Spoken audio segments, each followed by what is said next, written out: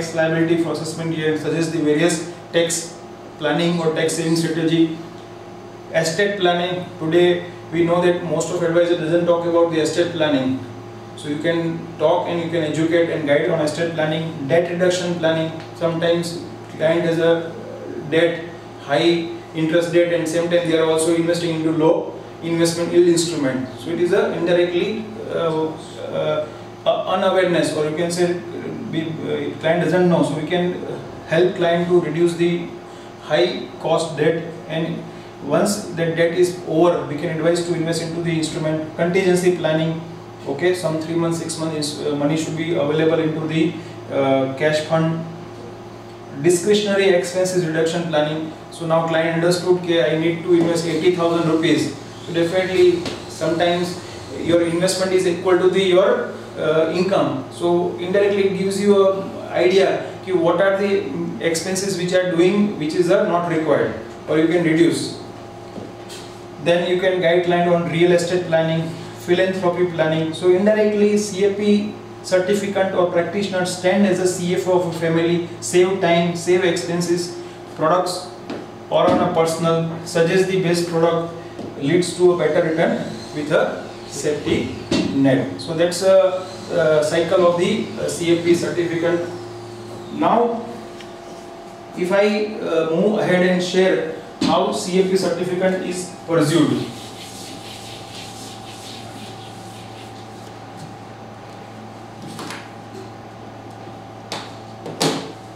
So how CFP is pursued.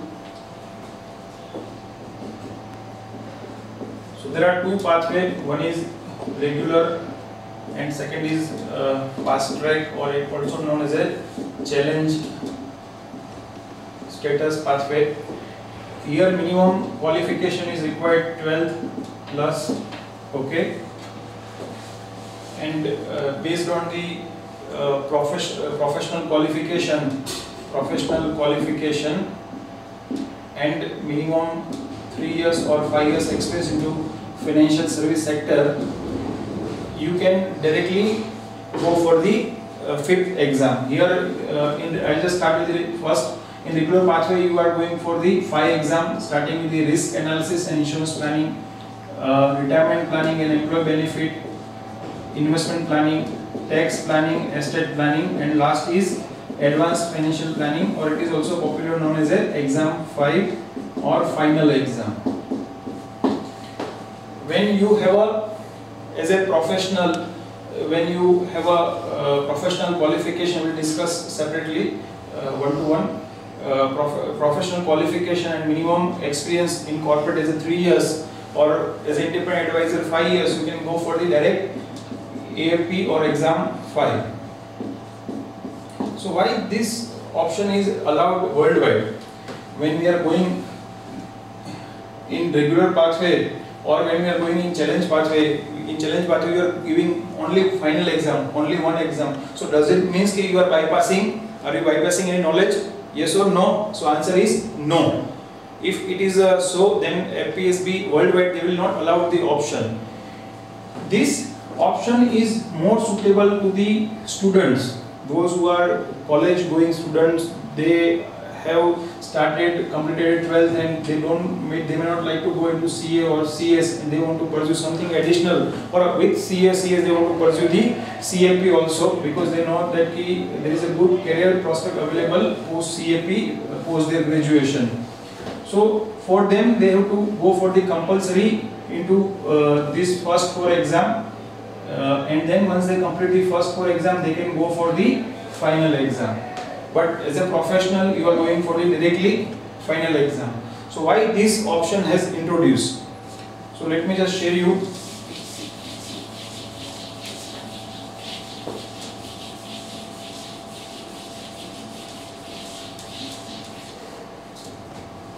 So your exam 5 or final exam, I have repeatedly shared, it is a universal, or you can say umbrella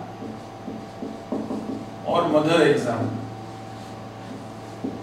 It is not like ki semester 1, semester 2, 3, 4. I have completed semester 4 and then semester 5 would be different. No, here your exam file is a comprehensive, or you can say mother exam, which is broadly divided into two parts. 50% weightage is given to the your module content and 50% given to the goal based financial planning. So your financial planning calculation. So here for a fresher it is difficult to go or handle the whole curriculum together. So that's the reason FPSB India has divided into the 4 BB exam and 5th is a final exam. So professional, those who feel that yes, they have a qualification and experience, so I think preferred option for the professional is to go for the challenge pathway. That's how they save the time and also learn the same kind of knowledge when they complete the CFP with right training and right post training support. Now also understand ki each module exam, I am just taking one exam, is also right now divided into two parts. 50% is your module content. Now let me just share you what do you mean by module content. Depend या दिनेश आप कुछ बताना चाहेंगे? मैं जब module content की बात करता हूँ तो उसमें क्या होता है? In particular, if it's an investment module, तो सिर्फ investment related sums and stuff. Okay, depend anything related to the risk planning or. Okay, so when I say module, it is basically a products. Please note that ki when I come to the year. So when I suggest the suitable products for each goal, so as a financial planner I must also know what are the various products are available in personal finance. Yes. Okay, and which are the suitable product based on the client's need. So concepts of product, working of the product is basically a module content. Okay, concepts and working of the product is a concepts and working is basically a module content. Again, in same exam you would be having a 50% is a financial planning questions, यानी goal based questions. So in case insurance you would be asked question in case death of the client, how much inflation adjusted life insurance corpus is required in case of income replacement, in case of expense replacement, in case of important goal replacement, retirement. Again, as we have discussed, how much inflation adjusted retirement corpus is required, what is the investment is required. In case of investment, again for children higher education or marriage, what is the inflation adjusted corpus is required, what is the SIP is required, portfolio rebalance strategy, increasing SIP, asset allocation and rebalance. So right now board have given the 50% weightage to the calculation. If I just share you a little background, till 1st February 2013, when you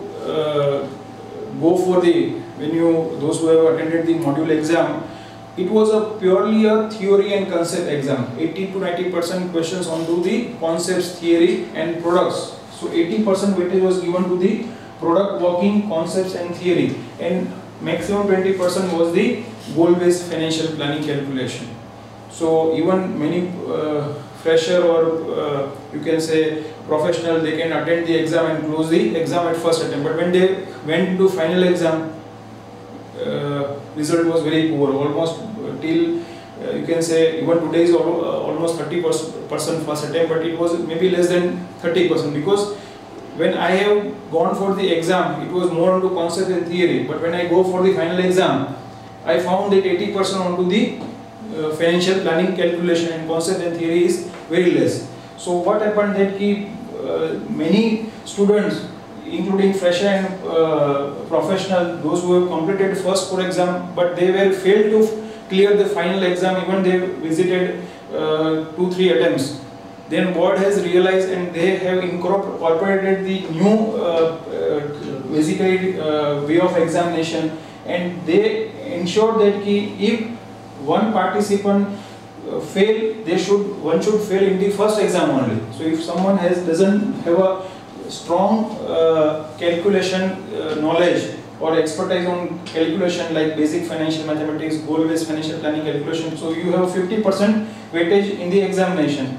So now board expect that candidate should fail in first exam instead of failing only fifth exam. So that's how objective is to ensure the same quality of exam. So earlier now I can say the exam 5 and exam module exam both are on the same platform. Okay, that's the reason board has reduced pass percent from 60 to 50%. Okay, but quality of exam is increased by 3 times.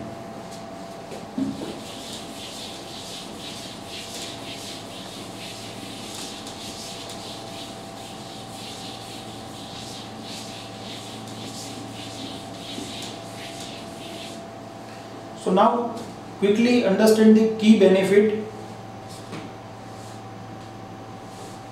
So now before we go into the benefit, we have now once we know, okay, we have two options. One is the regular pathway, second is the challenge pathway. So again after that we have two options. We can go into self-study because this is a distance learning course. Online examination is conducted. You can register with board. You can go for the exam and close the exam. And second is to attend the training. So what are the disadvantage of this self-study? Definitely we know that when we get ill, we do not search the internet.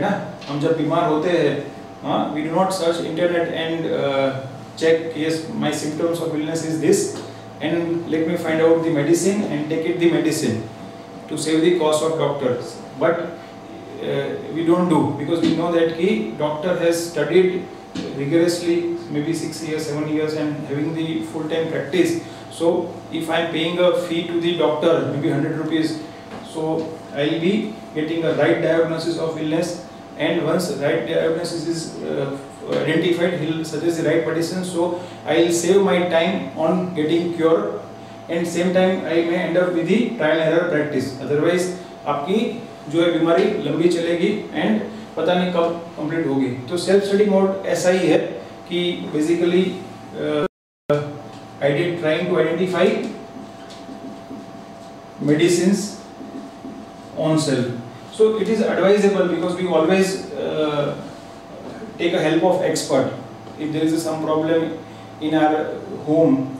Okay, if your tap is not working, we call plumber. If some electrical product or some electrical problem, we call electrician. Okay, if we need some legal help, so we ask for the help of the lawyer. So that's how here objective is that the training gives two advantage. First advantage is get the right knowledge. So right knowledge will help two way. First it will save your time. So if you do your own way, chances that it may how many months, how many years journey, we don't know. So first it will save time, and second is also save your money, because every time you go for the exam you have to pay the exam fee. Every year registration fee is there. And third is the practical benefit. So practical benefit is that when I complete the CAP, I always say that those who are fresher or those who are practitioner and they have decided to pursue CAP, I always say when you have learned or earned the right knowledge and skill set, so getting out of the exam is a byproduct. When you are thorough, you are financial planner with your knowledge practice, so you just go in exam and APSBT will test you and you get the certificate. Yes, you pass the exam in your CAP certificate. But suppose if you have completed your certification with trial and error, then you will find the double problem when you go into the field as a corporate employee or as an independent practitioner. Okay, you will not identify what are the real benefit I am getting. Then you will criticize the certification, even though I am completed CAP with